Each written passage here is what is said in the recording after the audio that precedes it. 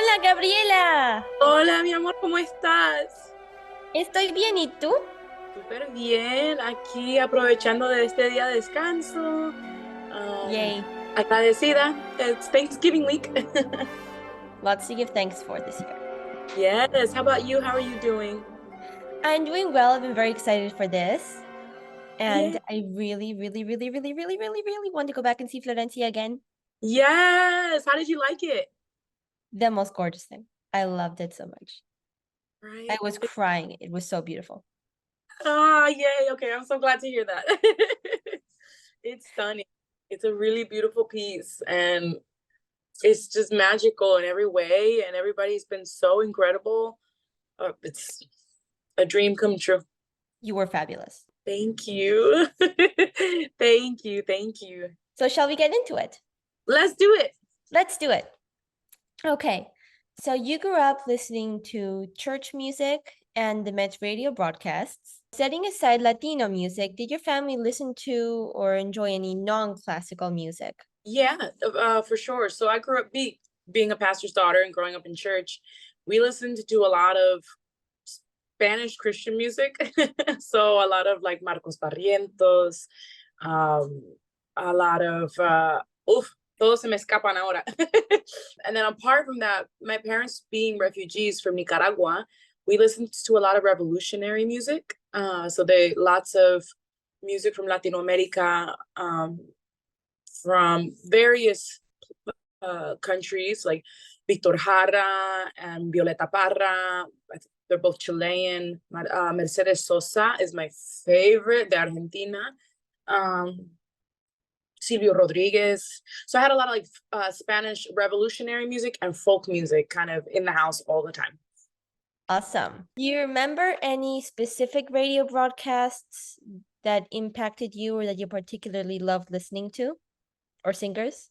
Well, I guess because my grandma wouldn't, I wouldn't know who was singing, to be honest, because I was so young, but she would always listen to Carmen. Carmen was her favorite opera growing up. And so as a kid, I just listened to so many Carmens and Toscas, butterflies. She loved very romantic music. And but I think as I started studying, people that I've loved to listen to, I listened to Eileen when I was in school in the conservatory so much. I loved. She was kind of like my Florencia Grimaldi. So it's been really amazing to share the stage with her. Life imitates art. It really does. It really does. I'm telling you, there's a scene where Florencia is encouraging Rosalba to open up her heart because in doing so, then her writing will be unleashed. And when Eileen looks at me and is telling me this, the tears are forming in my eyes every time because it's like, oh my gosh, it's you. It's you. You're this amazing, and you being Eileen, an incredible artist that has just reached such beautiful heights, I would say, in her career, being not only a great singer and artist, but a beautiful human being. And she's just so kind and generous with everybody that she meets. She opens her heart. And so it's been amazing working with her. Before your debut in Santa Fe, you said that you had only ever sung professionally at the Met and in school. Yeah. How did that happen? Well, yeah, it was my journey has really been a non-traditional journey, I will say.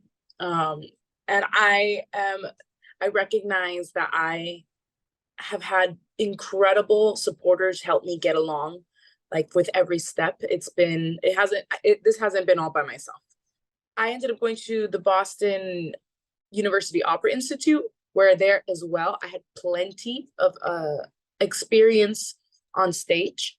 And mind you, all of this, the normal singer route is doing summer programs, and like that's where you get the bulk of your experience is either pay to sings, which do you know what a pay to sing is like in the opera world? So instead of them paying you, you pay them. that. Exactly. Which, it's a big business out there. Is it always ethical? I'm not sure, but for a lot of people, it is important to do that. And so the people who have the opportunity and the means do that. I never had the means to do that. I couldn't afford to pay to sing, and so really I was waitressing every summer. So and throughout school, I was a waitress 40 hours a week, trying to support myself and go to school and try to become, I don't know, at the time it was like, oh well, I hope everything works out, because I'm putting all my eggs in this basket of opera singing. I did the Met competition, and Michael Heaston was a judge for the New England region. And when he heard me in Jordan Hall in Boston, he said, interesting. Why don't you come for a coaching for the Lindemann program? I think, it would be really good for them to hear you.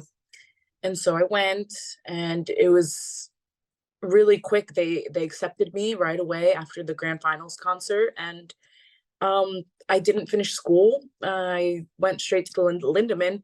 And so that's kind of how the track went from, like, I never worked professionally anywhere else other than the Met. I say I lucked out, but it was a combination of very hard work, being at the right place at the right time, and being ready when the right people heard me, being ready and to show a product that had a potential, and to show the willingness and the eagerness I had to work and to continue to put in the effort to make this happen. That's amazing. And you made your debut, your professional debut after the Met at the Santa Fe Opera as Yes. Musetta. You also sing Mimi a lot. Mm-hmm. How has it been for you to sing both Mimi and Musetta, and so close together in your schedule? I know. Well, I do sing them differently. I have to sing them differently. I can't use the same voice. I mean, it is my voice. I sing with my voice, but I don't I approach them with different characters. But it's been so great, because I feel like I've learned so much more about each other's character while I'm in the production for the other, So, like, while I'm singing Musetta and living in Musetta land, I can be a true spectator of Mimi and take her in. But I just have a lot of fun. Trust me, I love them both. If they're both different animals. I love the fun, not only fun. Musetta's more, I think, what I love about Musetta is that people see her as this flirty, just free woman, but I think that she has incredible heart, and an incredibly fleshed out self-awareness. She knows what she wants because she's a progressive woman, but then also she's the only one that's like really, she finds Mimi, she gets her the medicine, she orchestrates everything. So when I play her, I love that I can play a strong, smart woman. And Mimi, I wouldn't say is any less of a person. Like, she is also so smart, and she's doing what she needs. The women of this opera they really are, I think, the beauty and the brains. Because, Mimi she has to survive. And so that's why she knocks on Rodolfo's door and introduces herself, but also then falls in love. Both of them are wonderful. I love Bohème. It's one of my favorite operas, if not my favorite. Did she blow out her candle? Mm-hmm. Mm-hmm. I think she blows out her own candle. I do believe that. So now about Aina la Mar at the Detroit Opera. What does the role of Margarita mean to you? Espero que vayas a cantarla en el Met cuando viene. ¡Ah! Eso sería bello, ¿no? Ay, cómo me encantaría. Margarita, what I loved about Margarita was I got to explore relationship and grief. Margarita was this woman who adored Lorca, like with her heart and soul. And the grief of not being able, and guilt. I think she dealt with some guilt of not being able to convince Lorca to come over to the US in time. She feels the weight of his execution. Spoiler alert. Spoiler alert, he gets executed. But in it, the way the music is written, you can feel her pain in the orchestration, like the gut-wrenching guilt, and the way the vocal line is written, she like cries out. It's like a wail that she has, because it hurts, like when you realize the person that you love most, her best friend, is dead. She completely breaks down in a scene. Quiero arrancarme los ojos. She literally uses the word, the poetry that she uses is so intense, just like Lorca's poetry. Quiero arrancarme los ojos para no verlo sufrir. Like she just wishes that she could turn back time because she doesn't want to see him suffer. But it's cool. What's cool about Ainada Mar is that you start off in the future, or I guess present day, where Margarita is now a 50-year-old woman looking back, telling her now students, about her past, about her relationship, about how she met Lorca for the first time. And she is this beautiful, beautiful stage diva. She has portrayed Ophelia and all the great Shakespearean heroines. And so she's passing on her knowledge, but she talks about why she is the way she is, to her students. Then you go back in time into her memories in this opera, and then you get to, so as Margarita playing the character, the role, you have to kind of know what it's like to portray a 50-year-old woman, and then also go and in the same opera, the next scene, be a young 20-year-old woman, late 20s. And so it's really cool to kind of explore different time periods and different, still the same personality, but how does a woman grow and act from the beginning and then to like 50 years, and it's great. It's really wonderful. And then you have a really beautiful connection with your student Nuria in the opera. Nuria she's there listening and asking, kind of taking care of Margarita at this point. And it's you see just beautiful relationships between women, between Margarita and Lorca. It's really, I so recommend it. On top of the music. Is it complicated to tell the story of a storyteller as a stage diva, to tell the story of a stage diva? I would say it makes me, I have to dig deeper in a way, because it makes me self-analyze.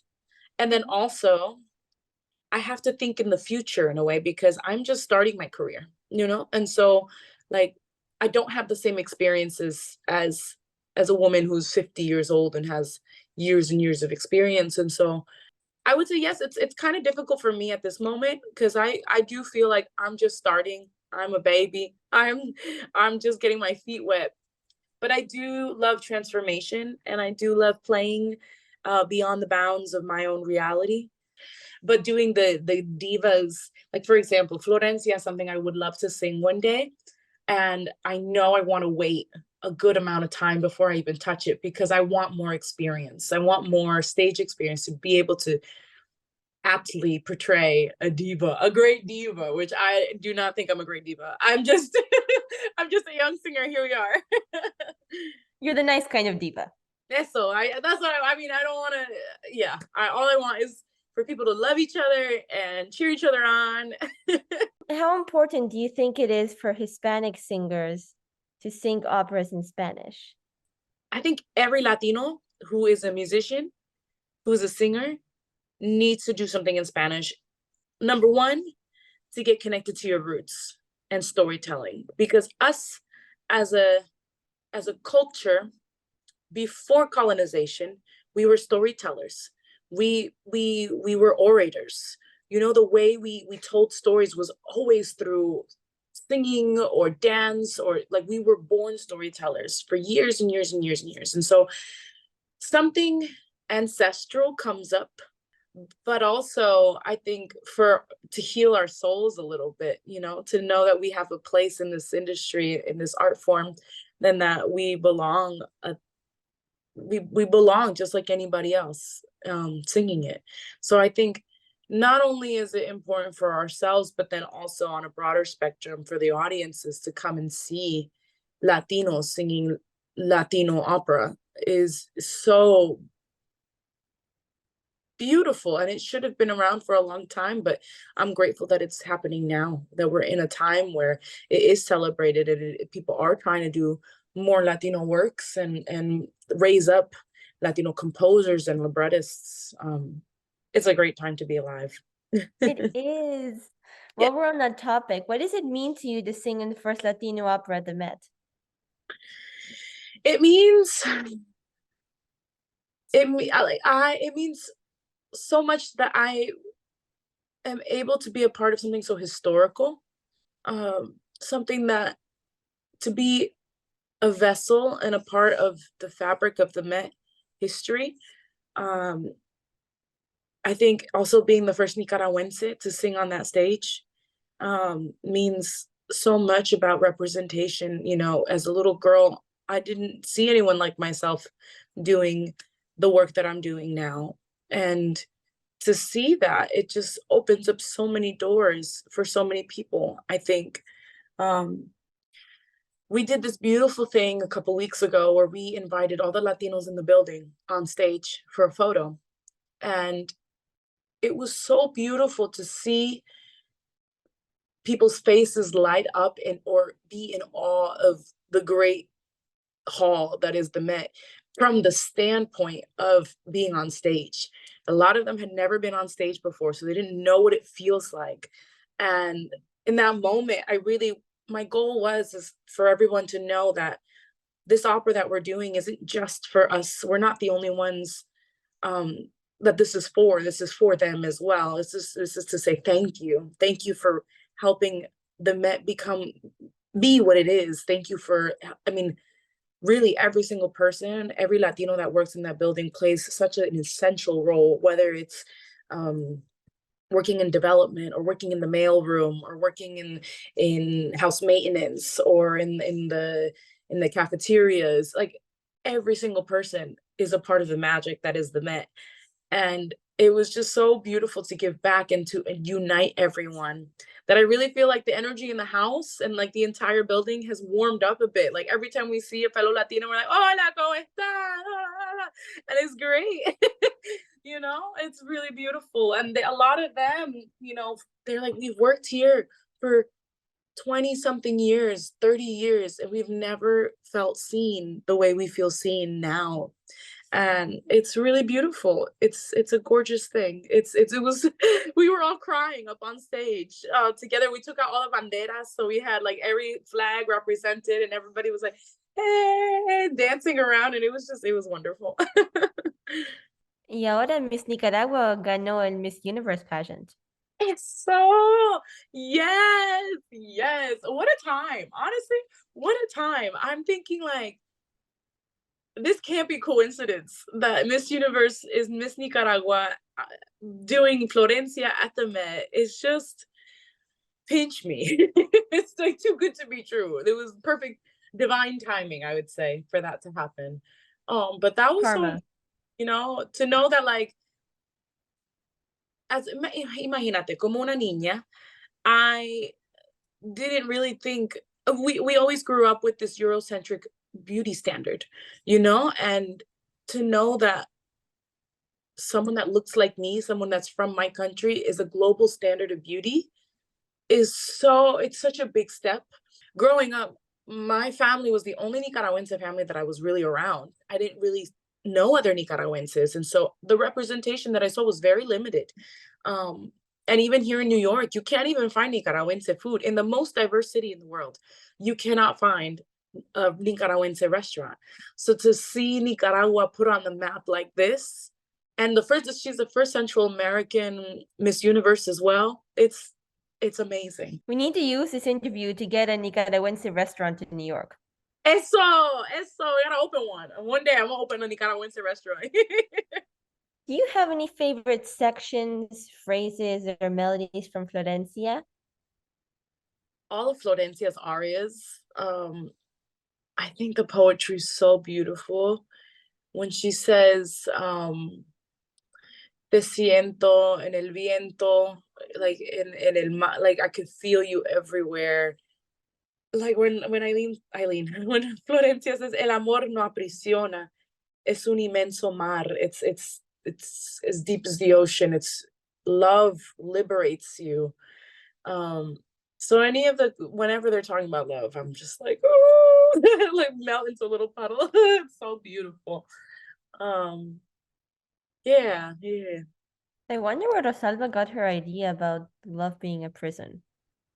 Well, I think she gets it from one, she's very observant. She's an observant human being. And so when she sees Paula and Alvaro bickering and bickering and bickering, I think that's where she really is like, oh my gosh. But something must have happened to her before this opera, before getting on this boat, where she's very shut off to love. But also, I would say she makes false assumptions about Florencia. She sees Florencia's success and her being single throughout all of her career.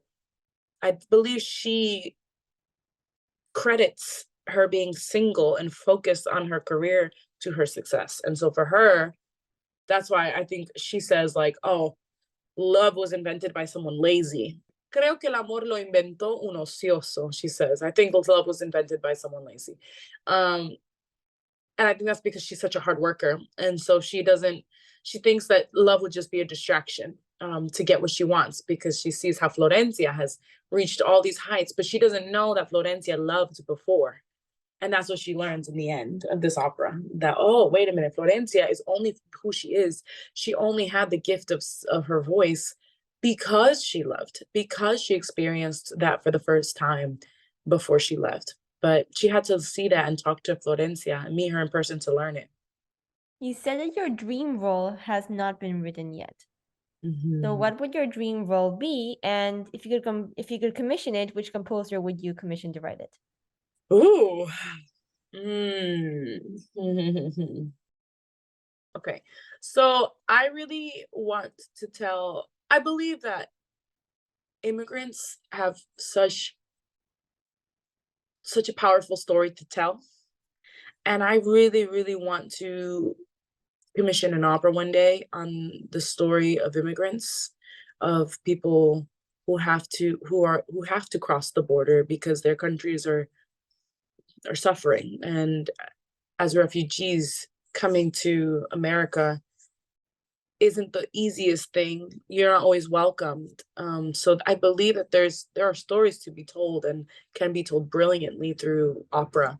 So really my goal is to one day write, if I don't write it, commission someone. I mean, I don't think I will ever write an opera, but to give someone the idea or to work with somebody um to write an opera. And honestly,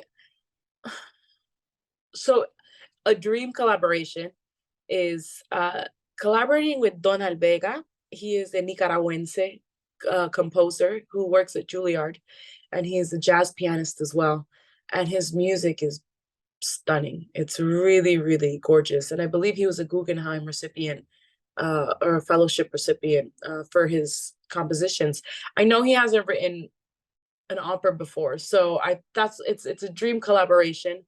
So maybe to ask him to write an opera for the first time would be really cool. And if it wasn't him, I'm really excited to work with Gabriella Frank, who's coming to the Met next year with the Conquest Requiem. So you don't have your dream role has not been written, but do you have a favorite role yet? Mm.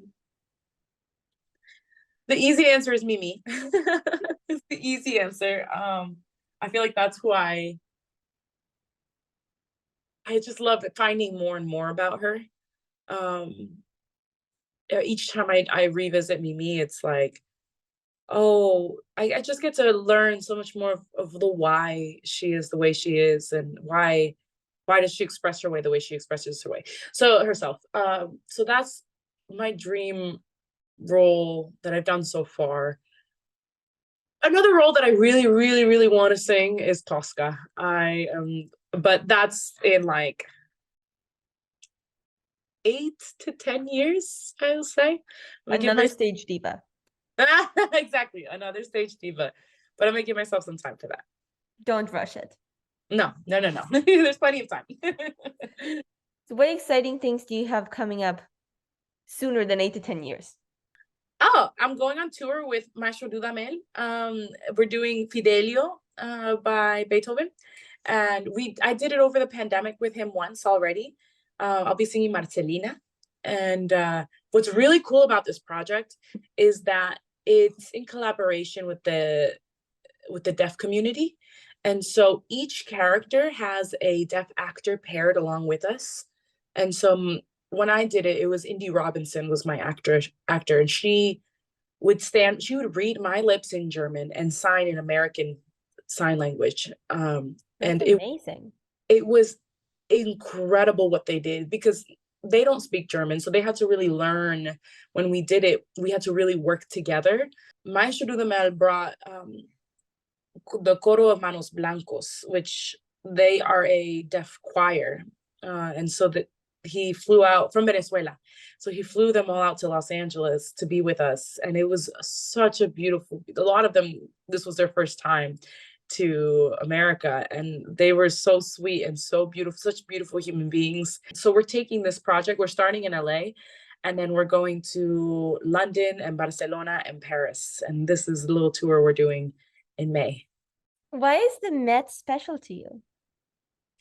Oh, because it's home.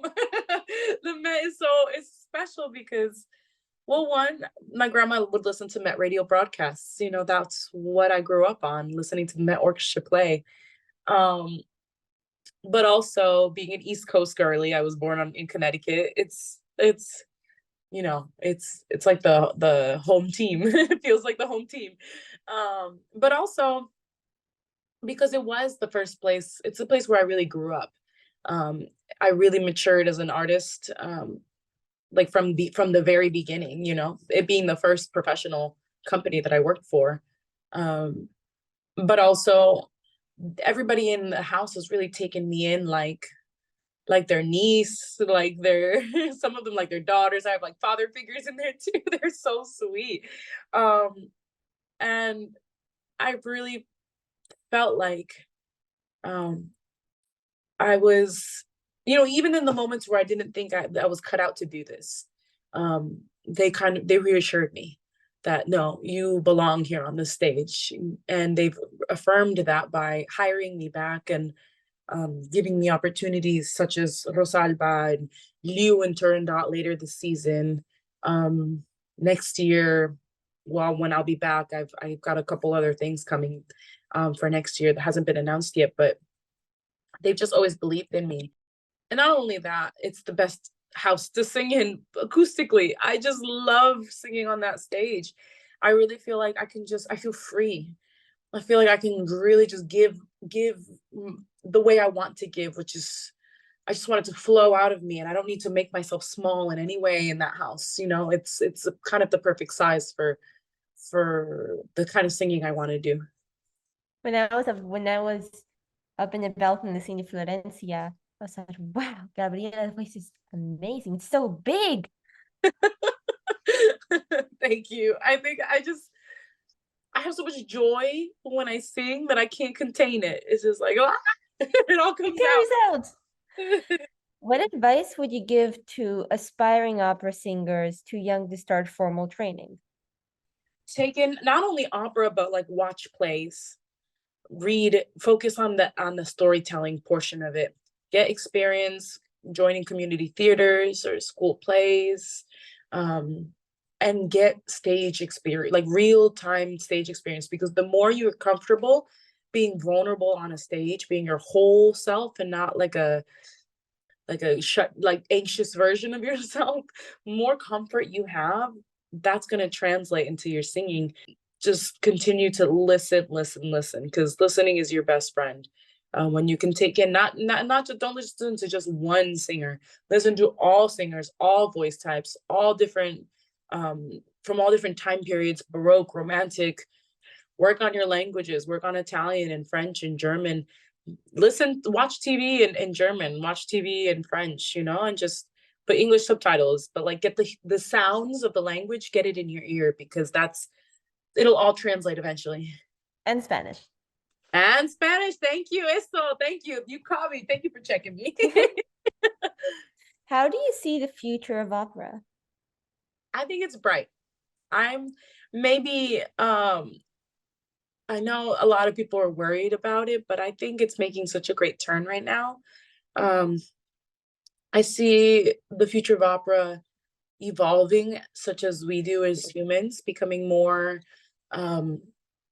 just. And I believe that it's going in a direction where it'll represent all stories from all different cultures. And I believe that that's a beautiful thing. And I do see younger faces in the audience. And I think that's our future, is to build up the younger generations, to have care for this art form that has been around for so long for a reason.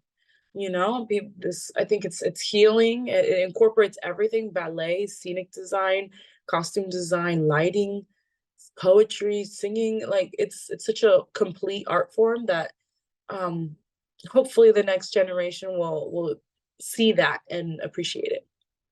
What can we do to keep opera thriving for them? I think going out to them. I think not just inviting people into our house, but we have to go out and be proactive. I believe interviews like this, posting on social media, talking to people, word of mouth. I think word of mouth is a really important thing, because a lot of times, even if I go into like a store, if I'm getting a dress or a gown for an event, they're like, oh, what's your event? And when I tell them what I'm doing, a lot of times they're like, oh, you can do that? You're an opera singer? I didn't know people can do that. And just sharing my story and making these personal connections and personal relationships with people, that I think that helps opera continue. And so I'm actually going to do something with the Met Education Department next week, and I'm going to go out to a school and talk to kids and sing a little bit. And I think that's so important. I love doing that, because that's how we reach the next generation, especially going out and being a good representative of, look, you can do it too. Look, I'm Latina and I'm here and I belong here, and you do too. That's amazing. They're going to love you. I had an experience just like yours about the dress, because I got my dress, the green dress, the same day, and I went to a store, and the sales lady asked, so what are you getting dressed for? I said, oh, I'm going to the opera tonight. She's like, oh, you're going to the opera? That's nice. And I said, yeah. And I started talking. And I asked her, well, have you ever been to the opera? She said, no, I like going to the ballet, but I've never been to the opera. I'm like, oh my God, you have to go. And she's like, well, I'm trying to go. Maybe I'll convince my roommate to come with me. I said, well, you can come by yourself too. There are student tickets for $27.50 or $37.50. I used to be able to get them.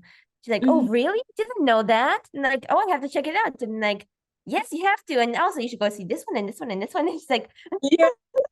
Yes, I love it. I love it. See, thank you for being a guerrera for us and for our art form. You're here helping spread the word, and that's how I think it's going to continue, is word of mouth, and really encouraging and inviting people and letting them know that, hey, you belong there too, that you're welcome. This is your house too. This art form is for you as well.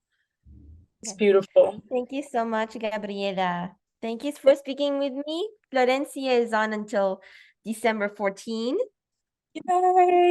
Yay, please come see it. If you can't see in New York, catch it live in HD in cinemas everywhere, December 9th at 1 p.m. If you miss it, you will regret it. It is amazing.